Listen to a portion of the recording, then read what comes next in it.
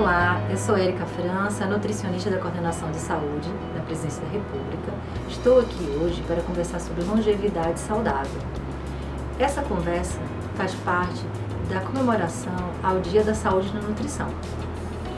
Então, para iniciar essa abordagem, a gente precisa considerar os fatores que estão envolvidos lá na nossa velhice com qualidade de vida, que é a base para a gente garantir que vai ter condições de aproveitar a nossa longevidade com saudável, porque não interessa chegar lá, a gente tem que chegar lá com capacidade de aproveitar a vida. Então, o primeiro fator que a gente pode considerar é a genética, né? A nossa ancestralidade. Ela tem uma influência importante na nossa vida, contudo ela não é determinante única da nossa qualidade de vida, nossa longevidade. Tem fatores que fazem parte dessa combinação que estão mais ao nosso controle. Nós temos o meio ambiente que nós estamos inseridos, né, onde nós moramos, nossa atividade ocupacional, os riscos aos quais a gente está exposto. Nós temos a sorte, inclusive, né, de não passar por nenhuma situação de acidente, de violência, que possa abreviar a nossa vida. Nós temos as nossas escolhas alimentares inteligentes, com alimentos que têm densidade nutritiva, não só caloria, né, que eles possam entregar para a gente vitaminas, minerais, aminoácidos, todos os componentes que são essenciais para que a gente dê suporte à nossa saúde e às nossas demandas, e o estilo de vida. E acredito que uma das escolhas principais do estilo de vida, além do manejo do estresse, é a prática regular de atividade física. Olá, eu sou Edilberto Barros, profissional de Educação Física, responsável pela preparação física da Coordenação de Saúde da Presidência da República. Estou aqui para abordar com você um tema muito importante, que é a participação do exercício na qualidade de vida, com consequência na longevidade. É importante saber que o exercício fez parte da nossa evolução de forma determinante. Nossos antepassados, por necessidade, né, de alimentar-se ou de reprodução, tinham que fazer movimentos, né, como corridas, caçar, enfim, fugir de predadores. Isso gerou um genoma, ou seja, uma condição genética que nós carregamos até hoje. Infelizmente, atualmente, a forma de vida, né, com o advento das tecnologias, a chegada do excesso de alimentação, excesso de calorias, apareceram as doenças chamadas doenças crônicas não transmissíveis, como diabetes, a obesidade e a hipertensão arterial. Nessa condição específica, a importância do exercício aliado à alimentação saudável é determinante. Por quê? Porque o próprio exercício consome glicose quando a gente pratica, consome gordura, e isso reduz os níveis desses resultantes da alimentação, equilibrando nossa saúde, assim como a pressão arterial. Quando nós praticamos exercício, nossa pressão responde fisiologicamente subindo, a pressão sistólica, por exemplo. Só que como resposta a esse momento do exercício, o repouso, nós temos hipotensão arterial, ou seja, o exercício ele pode ser uma ferramenta decisiva na melhoria da nossa qualidade de vida, da sua qualidade de vida. Outro elemento da chamada vida moderna é o estresse. Lá atrás, nesse processo evolutivo, como citei anteriormente, o estresse estava associado com alguns momentos, então como uma caçada, uma fuga, então logo esse processo passava, a gente entrava numa recuperação completa, ou seja, os níveis de hormônio do estresse, como cortisol, adrenalina, eram baixados, regulados. Atualmente, com esse modelo de vida que já está bem citado, nós permanecemos com esses níveis elevados. Então o exercício ele é um regulador desses elementos. A prática de exercício ao ar livre, por exemplo, é uma excelente opção para o equilíbrio e a busca da longevidade. Você melhora seu condicionamento físico, né, suas funções vitais, função cardiovascular, como já citado, absorve vitamina D, que é decisivo na melhoria do seu sistema imunológico, assim como na absorção de cálcio, fortalecendo seus ossos. Imagine na velhice a questão da osteoporose. Então o exercício ele pode ser um companheiro, né, associado com uma alimentação adequada para o seu equilíbrio ósseo e da sua saúde de um modo geral. Quando a gente fala sobre alimentação saudável, a gente fala sobre comida de verdade. A gente fala sobre descascar mais e desembalar menos.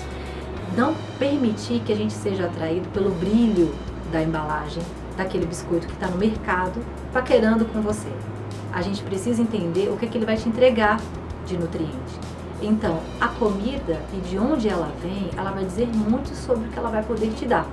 Se ela é rica em minerais, em vitaminas, se ela tem vitalidade positiva. Porque não é um produto que consegue sobreviver por 6 meses ou mais numa prateleira, sem refrigeração, que está rico de conservantes químicos, aditivos que fazem com que melhorem o sabor do alimento, por exemplo, e que não te entrega vitaminas e minerais em sinergia como o alimento in natura entrega, que a gente vai poder contar com saúde lá na frente. Mas afinal, o que seria comida de verdade?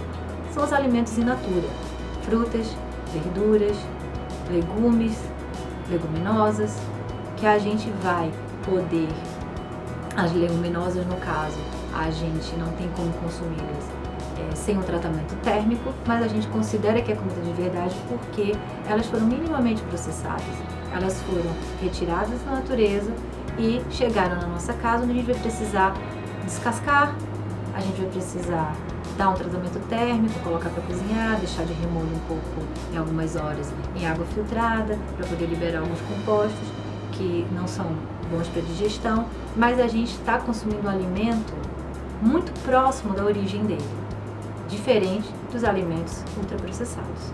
Mas qual seria então essa quantidade ideal para a gente consumir dos alimentos in natura? Eu diria a vocês que 3 a 4 porções de frutas, verduras e legumes precisam constar da tua rotina alimentar diária.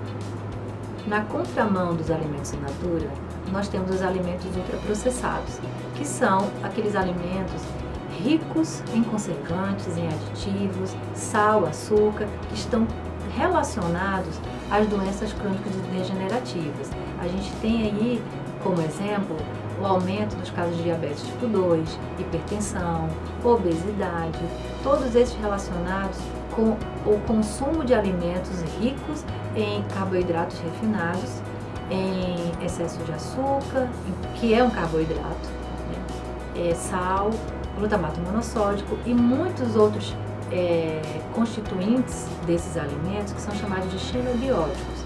São estruturas que existem no alimento processado, ultraprocessado, principalmente para conservação daquele produto alimentício, que já deixou de ser comido há um bom tempo.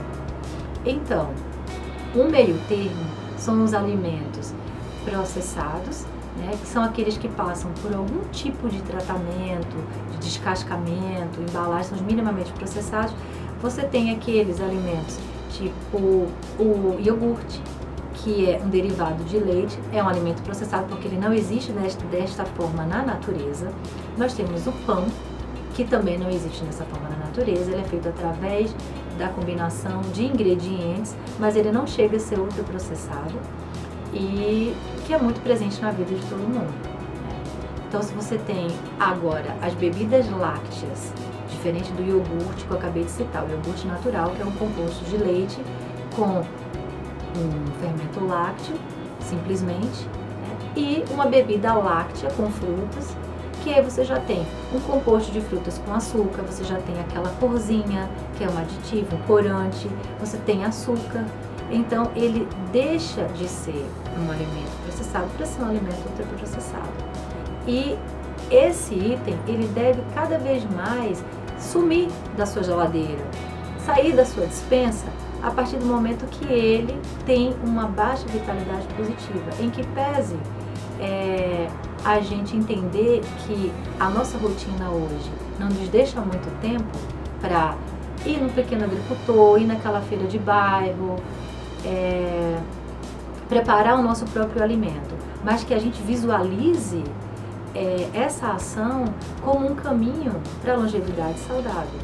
Então, recapitulando, nós temos a escolha principal de alimentos in natura, a existência de alimentos processados, né, naturalmente, no dia a dia das pessoas, mas evitar ao máximo os alimentos ultraprocessados, refrigerantes, suco de caixinha, que são concentrados em açúcar, aqueles suquinhos em pó, os embutidos, as salsichas, nuggets, os macarrões instantâneos com aquele tempero rico em glutamato monossódico, que inclusive as crianças não podem nem chegar perto.